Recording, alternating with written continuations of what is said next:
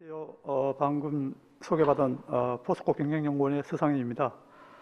오늘 제가 발표할 주제는 전기차 시대 도래와 아프리카 이체전지 소재의 중요성인데요. 아프리카가 아직 다 아시겠지만 전기차의 보급은 전 세계적으로 봤을 때 아주 미미하지만은 가장 중요한 전기차에서 가장 중요한 핵심이 배터리고, 이 배터리의 그 소재를 공급하는 주요 국가가 아프리카에 있기 때문에 오늘 아프리카의 그 2차전지 소재를 중심으로 해서 발표를 하도록 하겠습니다. 먼저 글로벌 전기차 및 그 배터리 시장 전망을 보는데, 그 중에 먼저 전기차 부분입니다. 전 세계 전기차가 2050년에 주요 각국들이 넷제로 그 탄소 제로를 갖다가 선언하면서 향후에 전기차가 전 세계적으로 보급이 지속적으로 확대될 이런 전망인데요. 지난해 2020년에도 그 코로나19 영향에도 불구하고 다른 경제 분야는 많이 악영향을 받았지만은 전기차 시장은 꾸준히 확대가 되었습니다.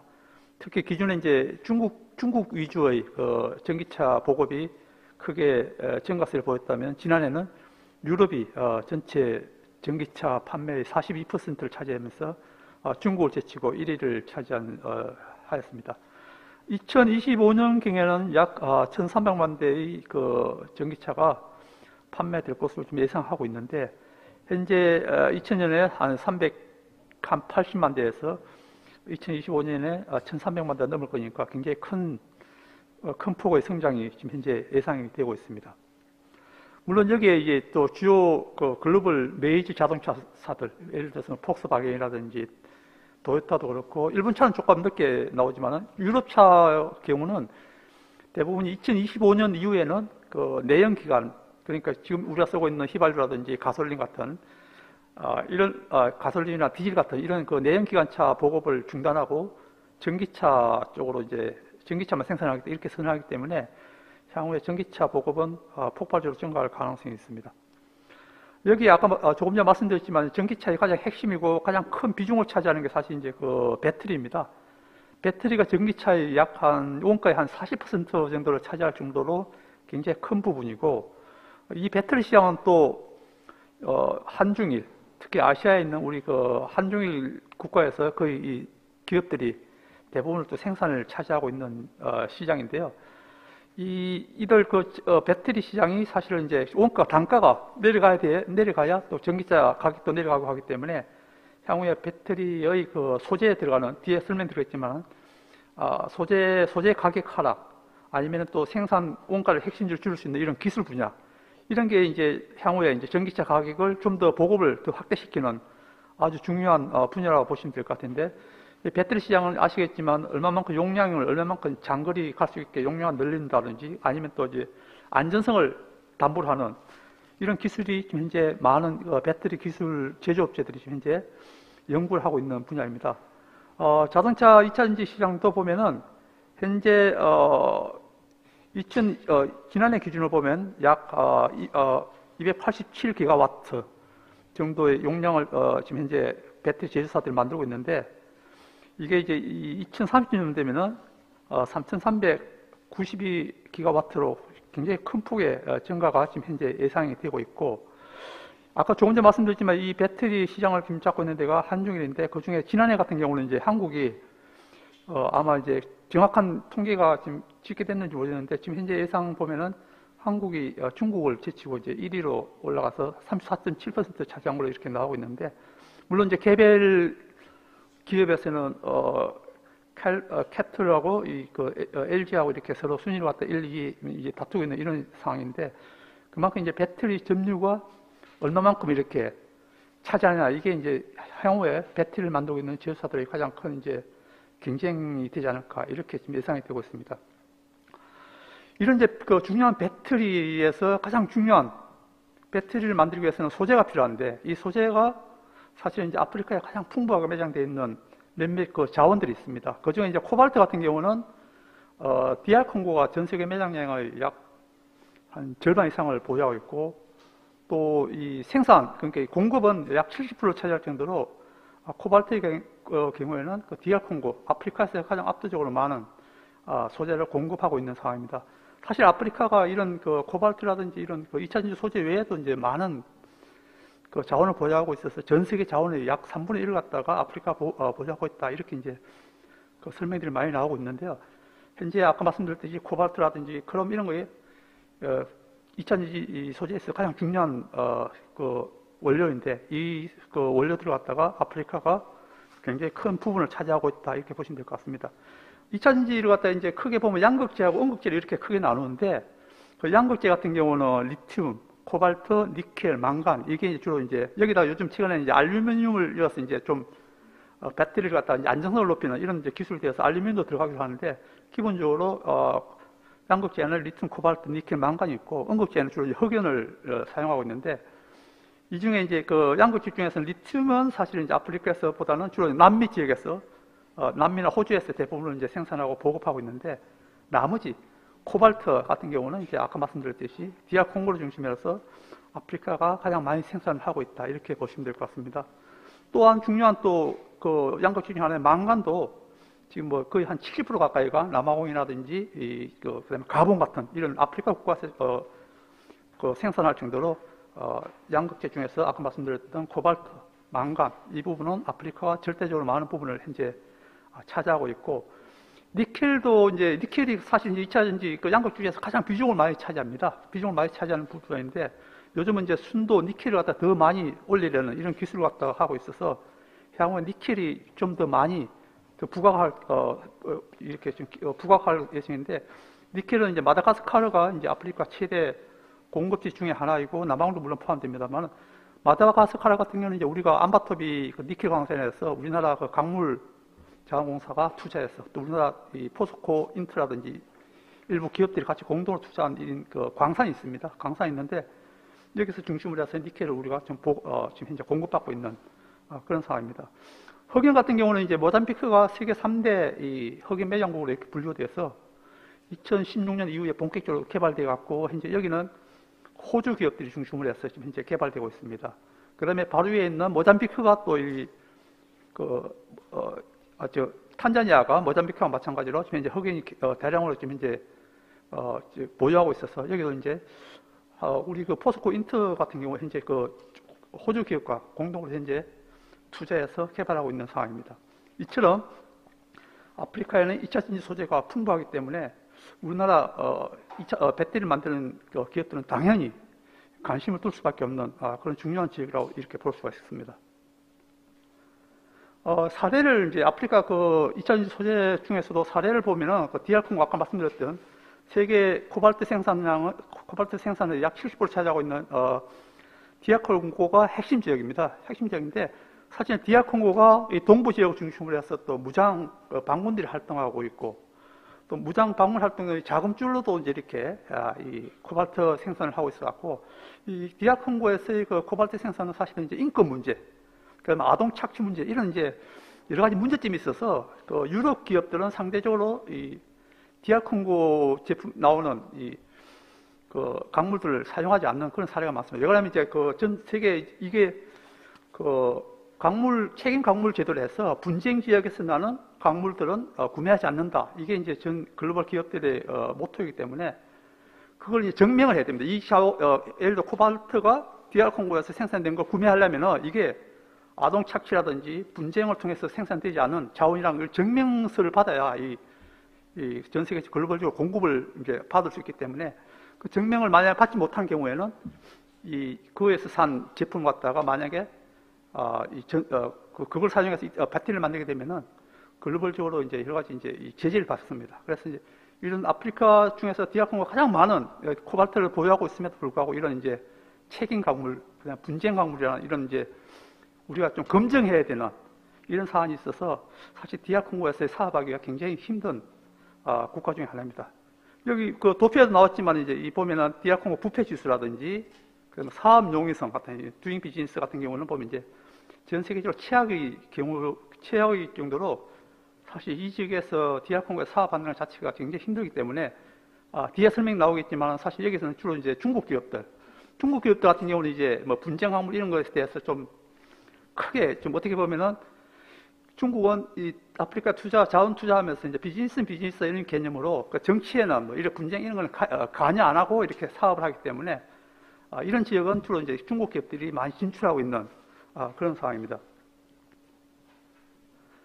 그 뒤에 보시면 이제 코발트 가격 추이가 나오는데 사실 그 앞에 그 디아콩고에서 잠깐 이제 제가 설명 안 되고 나왔지만 2018년에 보면 디아콩고에서 강산법이 개정이 됩니다. 강산법이 개정이 되면서 로열티가 굉장히 큰 폭으로 올라가거든요. 올라가니까 그 생산하는 코발트를 생산하는 기업들이 이제 가격을 올릴 수밖에 없는데 그래서 2018년, 2019년도에는 코발트 가격이 한때 9만 달러가 넘을 정도로 톤당 9만 달러가 넘다가 이게 3만 달러대로 내려왔다가 최근에 다시 이제 전기차 생산이 증가할 것이라 이런 기대감 때문에 최근에는 뭐 톤당 5만 달러 정도로 굉장히 그 가격이 급등한 이런 상태인데 아마 이게 이제 좀 더 자동차 지금 현재 자동차 아까 말씀드렸지만 전기차가 보다 더 많이 증대하기 때문에 코발트 가격은 향후에도 이렇게 꾸준하게 높은 가격을 형성할 것으로 이렇게 예상이 지금 되고 있습니다. 코발트 그러니까 아프리카에 이제 이렇게 그 코발트를 포함해서 이 니켈, 망간 같은 투자하고 있는 주요 이제 이 기업들을 보면은 사실 코발트는 아까 말씀드린 대로 이제 이 중국 기업들이 굉장히 많이 참여하고 있고 물론 이제 단일 회사 중에서는 그 스위스의 그 글렌코어가 디아콩고의 그 코발트를 가장 많이 생산하는 업체 중에 하나입니다. 그래서 글렌코어 같은 경우는 이제 이 스위스 유럽 기업이기 때문에 아까 말씀드렸던 책임 광물이라든지 뭐 분쟁 광물 이런 걸 굉장히 그 준수를 잘하면서 분쟁 지역에서 나는 코발트는 뭐 작년에는 생산도 하지 않고 깨끗한 부정부패한 이런 게 아니고 그야말로 책임 있는 이런 광물로서의 정면을 갖다 발굴하면서 전 세계에 아마 코발트에 가장 많이 소재를 공급하는 단일 회사 중에서는 가장 큰 기업 중에 하나이고요. 그 이외에 이제 중국 기업들이 이제 많이 진출해서 코발트 디아콩고의 코발트라든지 그다음에 이 남아공에 있는 망간, 그다음에 이 짐바브웨의 니켈 같은 이런 건 중국 기업들이 들어가서 많이 하고 있습니다. 특히 이제 중국 청산그룹 같은 경우는 아프리카의 철강석이라든지 석탄이라든지 이런 광물 자원에 이렇게 좀 특화된 이런 기업으로서 굉장히 아프리카에 대한 투자도 많이 하고 있고 아까 말씀드렸지만 탄자니아의 흑연 같은 경우는 이제 우리나라 기업 중에서는 이제 포스코 인터내셔널 그다음에 포스코 케미컬 같은 이런 기업들이 호주 기업과 같이 공동으로 투자하면서 지금 현재 개발을 하고 있는 상태입니다. DR 콩고 아까 말씀드린 이제 코발트 같은 경우 주로 대부분 중국과 그다음에 이제 아까 스위스 같은 글렌코어 같은 스위스 회사들이 참여하고 있는데 사실 이렇게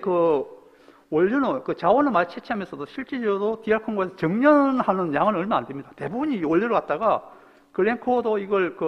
채굴 하면은 여기 대부분을 갖다 중국으로 그대로 이제 원료 채도로 이제 이렇게 수출하는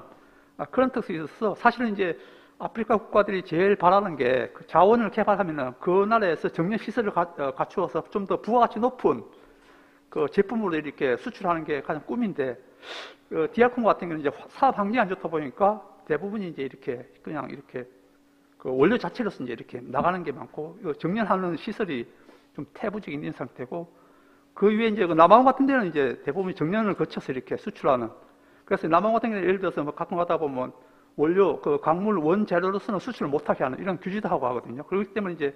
남아공 같은 데는 이렇게 정년 시설을 해서 하는데 포스코 같은 경우도 남아공의 크롬 정년 사업에 투자를 해갖고 정년된 크롬을 갖다가 이 포스코 이제 스테인리스 만들 때 들어가기 때문에 그 원료로서 이제 수입하고 하는 그런 구조를 갖고 있습니다. 코발트 생산은 아까 말씀드렸지만 대부분이 이제 중국 기업이라든지 글렌코어 하면은 이걸 이제 원료로 사는 기업은 대부분이 80% 이상은 중국, 예를 들어서 하유 코발트라든지 이런 기업들이 사서 이걸 다시 배터리 부품 회사에 납품하고 이 배터리 부품 회사들은 이 소재를 갖다 가공해갖고 배터리 만드는 제조사, 예를 들어서 우리나라 LG라든지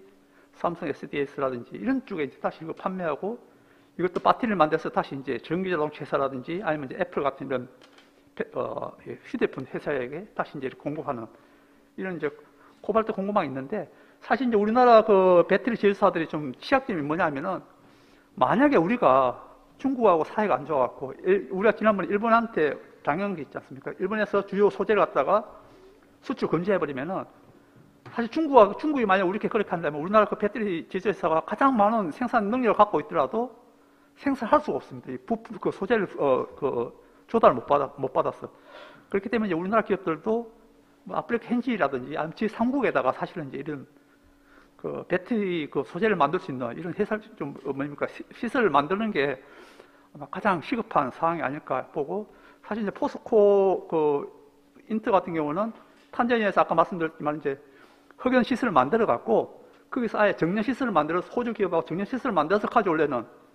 그런 지금 현재 그 계획을 갖고 있습니다. 그게 이제 탈중국을 하나의 지향하는 그 목표이기도 합니다. 그러면 이제 이거는 그 아프리카 아까 말씀드렸지만 이제 그 흑연 사업입니다. 그 아까 위에서 코발트라든지 이런 건 지금 양극재고 이제 흑연은 음극재인데,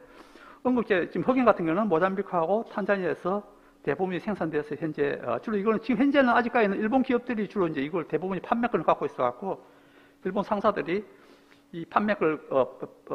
원료를 갖다 흑연을 갖다 생산하면 그걸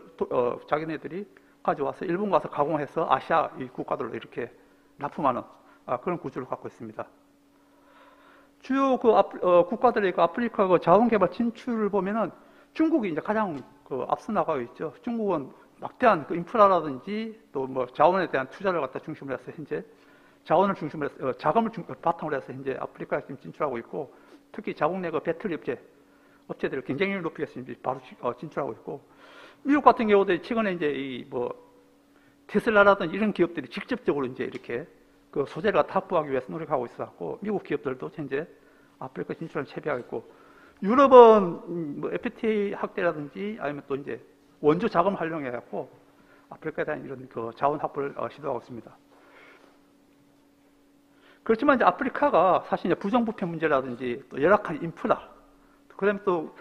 광산에 투자하는 데는 굉장히 막대한 그 자본이 필요한데 이런 금융 그 파이낸싱 구성 문제 이런 게 있어서 굉장히 아프리카가 사실은 사업 환경이 좋지 않습니다. 그래서 이 아프리카 진출에 있어서 특히 광물 자원 이런 그 자원에 그 투자하는 데 있어서는 굉장히 이런 그 사업 환경을 충분히 분석하고 진출하는 게 하나의 리스크를 예방하는 가장 핵심적인 요인이라고 보시면 될 것 같습니다. 이거는 이제 그 주요 이제 그 기업들의 국가들의 그 국가 리스크를 갖다 이렇게 봤는데, 뭐 디아콩고라든지 짐바브웨라든지 이런 국가들은 확실히 그 국가 리스크가 높다는 걸 볼 수 있고, 대신에 남아공이라든지 보츠와나 이런 국가들은 상당히 좀 낮은 걸 좀 알 수 있습니다. 그럼 이제 아프리카가 강산 투자해서 강산 개발을 한데도 가끔 몇몇 국가들은 자원민족주의를 해서 이걸 뭐 국유화시킨다든지 여러 가지 방법으로 이제 이렇게 또 그 중단되는 이런 프로젝트가 많기 때문에 이런 것도 우리가 좀 잘 살펴보고 가야 될 것 같습니다. 마지막으로 일본 같은 이제 진출 사례인데, 일본은 민관 다 협력하에 이렇게 진출하는 케이스가 많습니다. 그래서 일본 같은 경우는 금융 측면에서는 일본 무역보험이라든지, 그다음에 이제 이런 그 여러 가지 그 사업 매칭하는 데 있어서는 또 국제협력기구, 예를 들어서 뭐 자이카라든지 이런 그 단체, 그다음에 또 정부는 적극적으로 ODA를 갖다 이렇게 연계시켜서 아프리카 주요 광물 지역 국가들과 ODA를 갖다 이렇게 연계시키는 이런 방법으로 해서 일본 기업들이 진출하는 데 있어서 금융 문제라든지 그다음에 국가 리스크 방지라든지 이런 측면에서 굉장히 원활하게 민관 협력이 잘 되고 있는 그런 사례가 있기 때문에, 사실 우리나라도 사실 이제 우리나라가 아까 말씀드렸지만 우리나라 주요 이제 이 LG라든지 삼성이라든지 SK 같은 이런 국제적으로 글로벌적으로 이렇게 배터리 제조사들이 크고 있는 상황에서 정부가 어느 정도 이렇게 일본과 같이 이렇게 지원 체제를 좀 갖춰주는 게 향후 우리가 2차 전지 그 배터리를 만들고 있는 그 제조사들이 좀 더 이렇게 활동하는데 큰 도움이 되지 않을까 이렇게 생각합니다. 자, 여기서 발표를 마치도록 하겠습니다. 감사합니다.